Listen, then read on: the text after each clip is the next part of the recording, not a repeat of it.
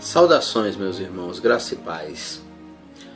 Essa semana eu recebi um vídeo de um homem que contestava veementemente a qualidade messiânica de Jesus.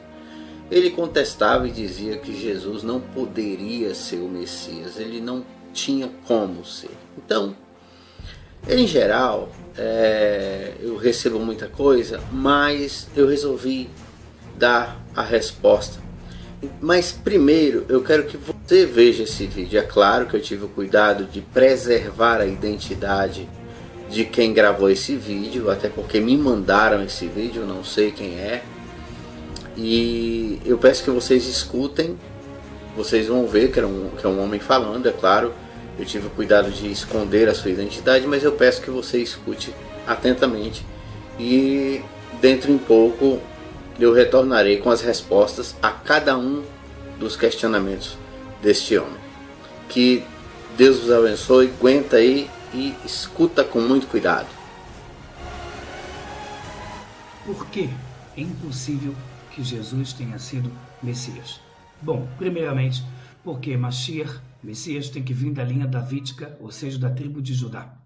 E Jesus, de acordo com a história que os cristãos acreditam, o pai foi Deus. Ou seja, não teve pai na história, e Deus, ele não é da tribo de Judá, porque Deus, ele é tudo, ele não é um ser humano. Aqui já é a primeira quebra e problema. Segundo, pois está escrito na Torá oral que Messias vai trazer a paz ao mundo. Quando ele veio, infelizmente, com a divisão das religiões, só aumentou os problemas e o ódio. Número 3, está escrito que ele vai construir o templo, não foi construído. Número 4, está escrito que vai acabar todas as guerras entre os povos, não aconteceu.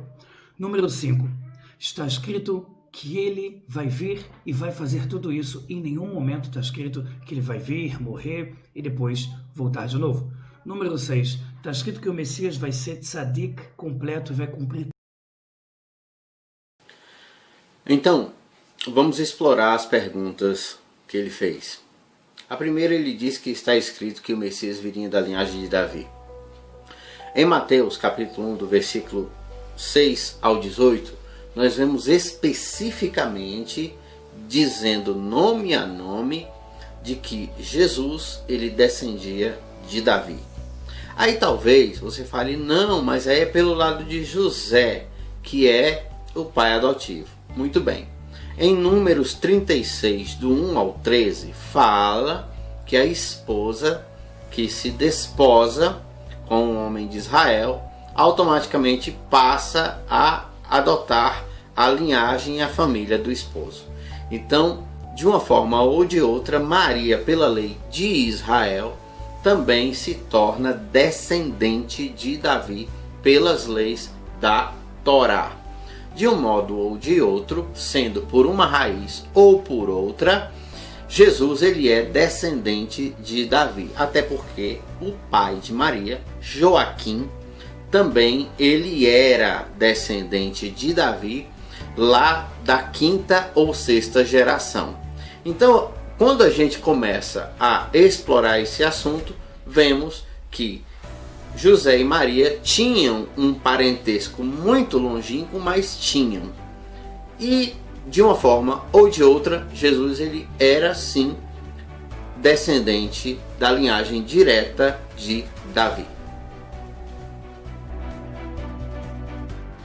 É importante que a gente faça uma análise, porque os judeus, quando falam do Messias, eles se fundamentam muito no texto de Isaías, que está lá no capítulo 9, que fala: porque um menino nos nasceu, um filho nos deu, e o principado está sobre os seus ombros, e se chamará o seu nome Maravilhoso Conselheiro, Deus Forte, Pai da Eternidade, Príncipe da Paz. Do aumento deste principado e da paz não haverá fim, sob o trono de Davi, e no seu reino, para o firmar e o fortificar, com juízo e com justiça, desde agora e para sempre. O zelo do Senhor dos Exércitos fará isso.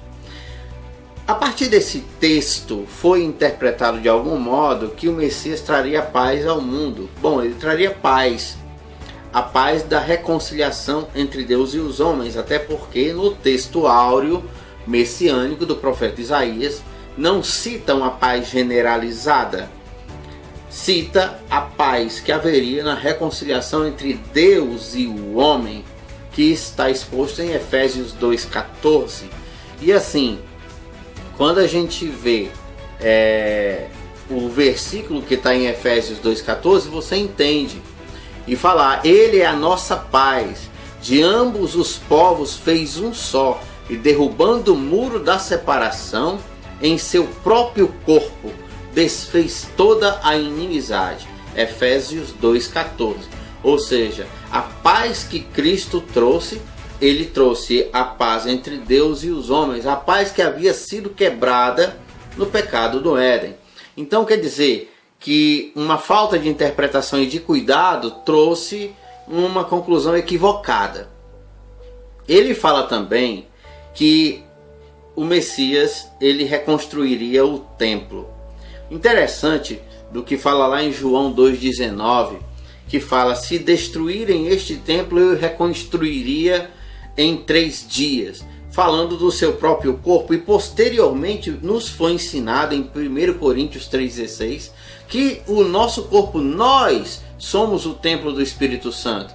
Então, quando Jesus ele veio nos ensinar exatamente isso, que somos nós o novo templo, que somos nós o templo do Espírito Santo, e que a reconstrução do templo se daria por meio disso. Detalhe, a tradição oral hebraica não pode ser considerada dessa maneira, porque senão a Torá não teria sido cravada em pedra.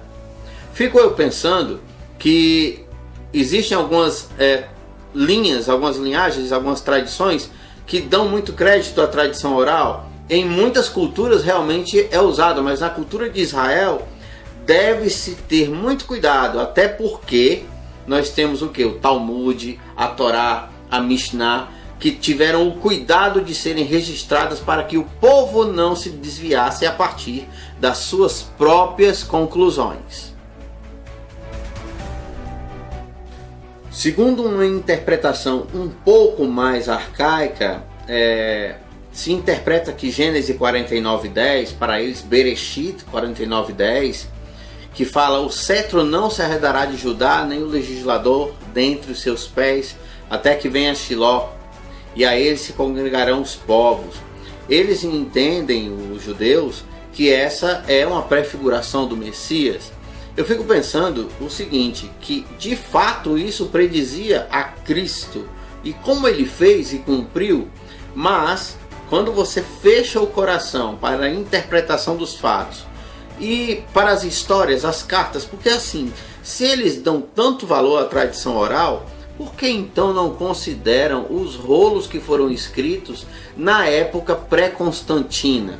Porque é chamada assim, era pré-constantina, logo quando os romanos invadiram a Judéia, para localizá-los melhor, depois de Pompeu e antes de Constantino, mais ou menos uns 400 anos de história, que nos dão subsídio histórico consistente para fazer uma analogia entre o que eles têm e o que nós temos. E eles com certeza vão chegar à conclusão da qualidade messiânica de Cristo, ou seja, de Jesus. O povo judeu sofreu muito e muitas vezes com deportações, invasões, é um povo massacrado na sua identidade. O povo de Deus foi vitimado várias vezes. É muito coerente, e que nós possamos realmente entender que era muito coerente que eles esperassem o Messias vindo numa carruagem de fogo rasgando o céu com um exército de anjos incontável para enxotar o Império Romano, que mais uma vez invadia o seu país, a sua cultura. E eles esperavam o Messias exatamente assim. De repente vem Jesus, carpinteiro, filho de carpinteiro, de Maria, de um povo simples, libertar o homem principalmente de si mesmo. Uma libertação espiritual. Ele, o pão da vida, ele sofreu o castigo que nos trouxe a paz, e pelas suas pisaduras nós fomos totalmente curados. Sabe, essa cura nos trouxe a paz entre nós e Deus. O supremo sacrifício, ele nos reconcilia com Deus. Jesus é o Cristo. Jesus é o Messias.